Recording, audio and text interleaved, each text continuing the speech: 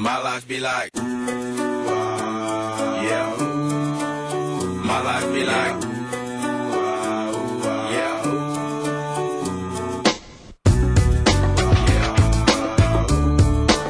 My life be like, yeah. What's going on, guys? Welcome to my channel. This is my E30 build. It's a M54 B30 swap.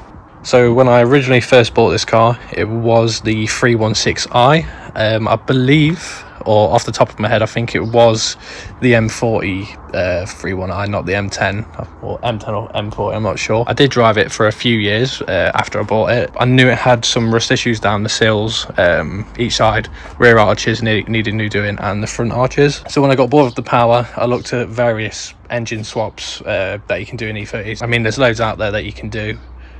M52 or M50 being the most common, I think. I did look into this, and the only thing that put me off was fabricating your own oil pickup tube, but there is one that actually just bolts straight on. It's got the 5 Series sump on it to clear the subframe and all that good stuff. It's got M52 E36 headers on it. They bolt straight on. Obviously you got to chop the flanges and then weld your own custom downpipe to clear the steering rack, and you need to relocate the oxygen bungs so the sensors don't hit the webbing on the block.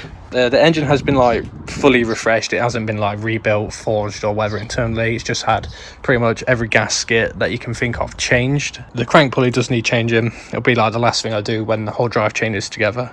We've got the Porsche 994 booster. This is temporary at the minute. I'm waiting for a new one. I'm just using it so I can mock up my lines, and I need the reservoir. I'll get a brand new one. Semi shaved the bay to make it look smoother and nicer. It's not the best job. It's the first time I did anything, but if you follow me on Instagram, I'll put the link in the description. You can see all the work that I've done to this previously, because I mean I could have YouTubed the whole build and what I did to it, but didn't really have time or equipment. But figuring I have that now, so these panels needed replacing. I've bought this one brand new from BMW, as this side is still available. This side isn't available from BMW brand new, so you have to find like a donor car or whatever, or ask someone to chop it out of their own car for you, which I did. I went to Birmingham for that. Obviously it did need some cleaning up, as it did come off another E30, so there's just like surface rust on it, so I did take all that off.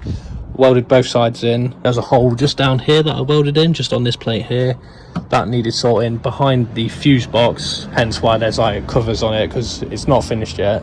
It looks a mess. I don't really want to show anyone because I'm a little bit embarrassed about it. There was like a whole panel that like followed the shape of the car back there. That was just, it was a massive hole and it had just been filled, so I sorted that out, fabricated some metal and I welded it in. It is painted, everything, just the fuse box is a mess, so I don't want to show you. The battery tray has been taken out as well. I trimmed it back, made a custom bit of sheet metal as like the same shape as the battery tray, and then I trimmed it back to follow the shape. I didn't really like the idea of having the battery in the engine bay anyway, because the valve cover, it comes pretty close here anyway, and the E46 battery's pretty large. Also, I like the look of it being taken out, the shaved kind of look. It makes it look a lot cleaner. You can buy like the E30 M3 plastic trim that covers all that back bit there, which is where I'm going to hide all this wiring. I've got a distribution box for all the wires to connect up to. The battery relocation is off the E46. I know it's rated to the correct amperage because I don't want my car to set on fire when I do start. I haven't already noticed from the first few other clips, I have done the Opel Corsa C, I think, the steering column, and that is a purple tag E46 steering rack. For the inner tie rods, I used E46 inners and E36 outers, and it all just bolts straight up. And then I bought a boot kit just to make it look nice and tidy. Other than that, the paint job inside the engine bay was done by me myself in this garage. Obviously it's not going to be as clean as other cars, but I think for a DIY garage job, first time I've ever done anything like this, I think I've done all right. It was quite funny though, because I did have loads of heaters in it trying to cure off the lacquer and the paint, so I guess it was an experience. Other than doing the engine bay myself, the rest of the car was welded and resprayed at a local body shop near me. Both rear quarters were done, I think I've said, but both rear quarters and the front 2 arches, both seals, and actually I did some work on the floor pans because there's a few little holes in there. Interior is pretty sound, to be honest. I've dyed the carpet black. There is like some photos on Instagram of all the stuff I've done in the engine bay and inside here. It is fully wired in. I'll go into that into more detail in another video because it's, I'll just waffle on and it'll take a lot of time.